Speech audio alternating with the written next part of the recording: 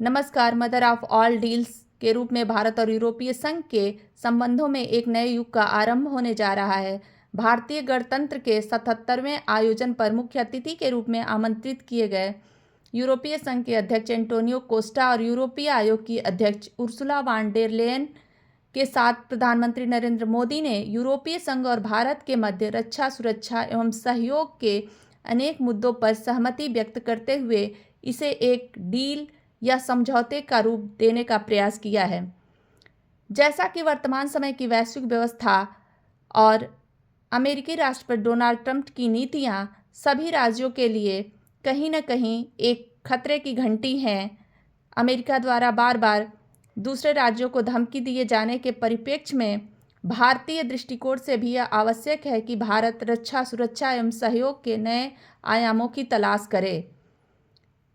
इस संदर्भ में प्रधानमंत्री नरेंद्र मोदी ने मदर ऑफ ऑल डील्स के संबंध में कहा है कि भारत यूरोपीय संघ मुक्त व्यापार समझौता हमारी साझेदारी में एक महत्वपूर्ण मील का पत्थर है। मैं वर्षों से यूरोप के सभी नेताओं को उनकी रचनात्मक भावना और प्रतिबद्धता के लिए धन्यवाद देता हूं, जिसने इससे संभव बनाया। यह समझौता आर्थिक संबंधों को और गहरा करेगा, हमारे लोगों के लिए अवसर पैदा करेगा, समृद्ध भविष्य के लिए भारत यूरोप साझेदारी को मजबूत बनाएगा।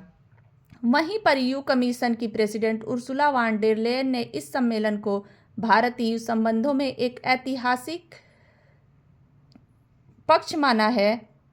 उन्होंने कहा, इस समय में अपने नागरिकों की सुरक्षा सुनिश्चित करना, जबकि दुनिया पहले से कहीं अधिक असुरक्षित है, अत्यंत ही आवश्यक है। भारत और यूरोपीय संघ के बीच पहली बार की गई सुरक्षा और रक्षा साझेदारी को ईयू कमीशन की प्रेसिडेंट ने एक ऐतिहासिक और विश्वास आधारित मंच बताया है। जैसा कि भारतीय परिप्रेक्ष्य में हम देखें, वैश्विक व्यवस्था में बढ़ती दरारें, यूक्रेन से लेकर हिंद प्रशांत तक फैले भू राजनीतिक तनाव, चीन के साथ तनातनी और डोनाल्ड ट्रंप प्रशासन की तरफ से टैरिफ युद्ध शुरू किए जाने के बीच भारत और यूरोपीय संघ ने अपने रिश्तों को अभूतपूर्व मजबूती देते हुए इस मुक्त व्यापार समझौते को अंतिम रूप दे दिया है, जिसे दोनों पक्षों ने 2 अरब लोगों का बाजार बनाने के लिए मदर ऑफ ऑल डील्स करार दिया। इस समझौते में के माध्यम से जिन सेक्टर्स को भारत में अधिक लाभ मिलने वाला है, उनमें से टेक्सटाइल, प्लास्टिक व रबर, केमिकल्स, लेदर, फुटवियर, समुद्री उत्पाद तथा जेम्स और ज्वेलरी हैं। इस समझौते के संदर्भ में ईयू कमीशन की president Ursula van der Leyen ने कहा कि भारत और यूरोपीय संघ के बीच विशेष रूप से समुद्री सुरक्षा के क्षेत्र में सहयोग को और मजबूत किया जाएगा। उन्होंने कहा, यह भारतीय कौशल, सेवाओं और विशालता को यूरोप की तकनीक, पूंजी एवं नवाचार के साथ लाता है। इससे ऐसी ग्रोथ होगी जो कोई भी पक्ष अकेले हासिल नहीं कर सकता। प्रधानमंत्री के बगल में खड़े होकर उन्होंने अमेरिकी राष्ट्रपति ट्रंप व उनकी टैरिफ नीतियों पर भी निशाना साधा और कहा, इस ताकतों को मिलाकर हम ऐसे समय में रणनीतिक निर्भरता को कम करते हैं जब व्यापार को तेजी से हथियार बनाया जा रहा है। वहीं यूरोपीय संसद के प्रेसिडेंट एंटोनियो कोस्टा ने कहा, व्यापार एक महत्वपूर्ण भू राजनीतिक स्थिरता है, साथ ही आर्थिक विकास का मूलभूत स्रोत भी है।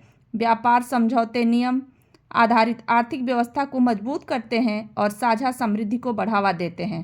विश्व के सबसे बड़े लोकतंत्र और बहुपक्षवाद के प्रबल समर्थकों के रूप में ईयू और भारत अंतर्राष्ट्रीय कानून को बनाए रखने की जिम्मेदारी साझा करते हैं।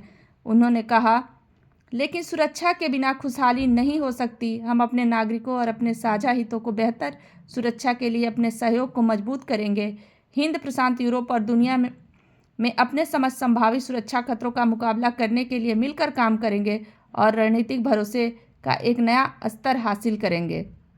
सुरक्षा एवं रक्षा साझेदारी के बारे में विदेश सचिव विक्रम मिस्री ने कहा, यह दोनों पक्षों के बीच पहला ऐसा व्यापक रक्षा और सुरक्षा ढांचा है जो समुद्री सुरक्षा, रक्षा उद्योग और औद्योगिक, साइबर तथा हाइब्रिड खतरों, अंतरिक्ष, आतंकवाद विरोध के विरुद्ध कार्य करेगा।